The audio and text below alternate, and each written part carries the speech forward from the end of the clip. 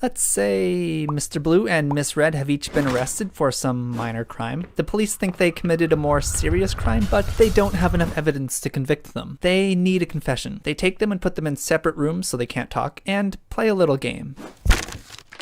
To try to force a confession, the police give them each a choice. Admit your partner committed the crime and you will go free. We'll pardon you for the minor crime, but your partner will have to spend 3 years in prison. If you stay silent and your partner lets us know that you were the one who really did it, then you're gonna have to go away for 3 years. They know that the police don't have any evidence, and if they both stay silent, then they will only go to prison 1 year each for the minor crime. If they both betray each other, then they'll both go to prison for 2 years each. Okay, each partner can do one of two things: stay silent or betray. Staying silent would be cooperating, and betraying would be defecting. If they both stay silent, then they each spend a year in prison. If one betrays and the other stays silent, then the betrayer goes free and the silent spends 3 years in prison. If they both betray, then it's 2 years each. So what are they going to do? Well, they should cooperate. That's the best option for the group if we add the total number of years in prison. But let's take it from Red's perspective. If she thinks Blue is going to stay silent, then she should betray so she can go free. Going free is better than spending a year in prison. If she thinks he's going to betray her, then she should definitely betray. 2 years in jail is better than 3 and being made a fool of. Blue is in the exact same situation and will think the exact same thing. He should betray if she stays silent, and he should betray if she betrays. They should have both cooperated, but from an individual standpoint, they notice they could always gain by defecting, if they have no control over what the other person's gonna do. So they'll both defect to try to better their own situation, but come away not only hurting the group, but themselves. Individually, they're worse off than if they both cooperated. This situation is pretty made up, but it has some real-world analogs. A common example is with marketing. Let's say 2 cigarette companies, Red Strikes and Smooth Blue, are deciding how much money they should spend on advertising. Since the product they each make is identical to one another, advertising has a huge impact on sales. For simplicity, let's say their choices are to advertise a bunch or not advertise at all. And there's just 100 people in the society and they all smoke. If both don't advertise, then just buy random chance picking cigarette boxes. 50 people buy Red Strikes and 50 people buy Smooth Blue. At $2 a pack, they each make $100. Let's say advertising costs $30. If one person advertises and the other does not, then 80 people will buy the cigarettes from the ads and 20 people buy the other ones. The advertiser makes $160 minus $30 for ads and comes away with $130. The non-advertiser didn't spend any money but only made $40. If they both advertise, again, half will buy Red Strikes and half will buy Smooth Blue. But since they both spent $30 on advertising, they only come away with $70 each. Same deal, both people cooperating and not advertising is the most preferable situation, but both companies can see that advertising will always make them more money. But unlike the prisoners in jail, these companies can talk and try to influence each other. From here, Blue would be better off if Red didn't advertise. Red wouldn't go for that because that would be worse for them. Blue could try to convince Red that they would both not advertise, the only other situation where they're both better off. But without any real obligation to each other, there's nothing that's stopping them from trying to advertise to gain more of the market anyway. If you think your opponent's gonna not advertise, then you're better off advertising. Although we're still making assumptions to make this situation work too. With this model, we're assuming they only play once. The game changes when the players have a chance to build a relationship and work together to get more gains over time, or punish each other by not cooperating. Also, to make the model work, we have to make up rules for the players. Assume they're basically computer programs with predictable actions.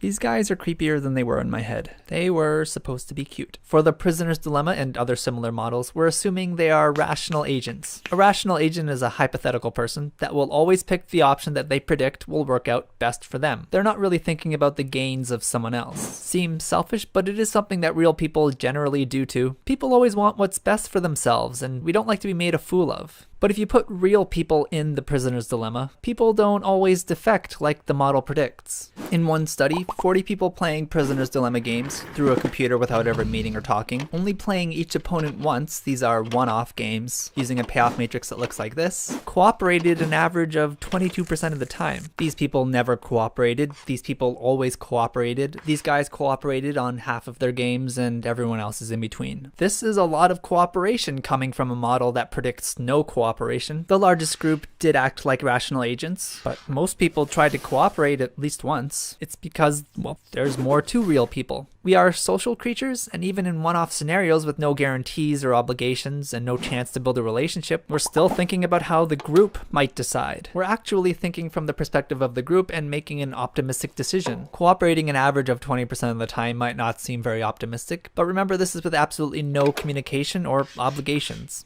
Anyways, that's not really the point. Using rational agents is still useful. The model is just trying to point out the dilemma of certain situations where people are actually hurting themselves when counterintuitively they're only thinking about themselves. And that's why we're modeling using the cold robotic psychopaths.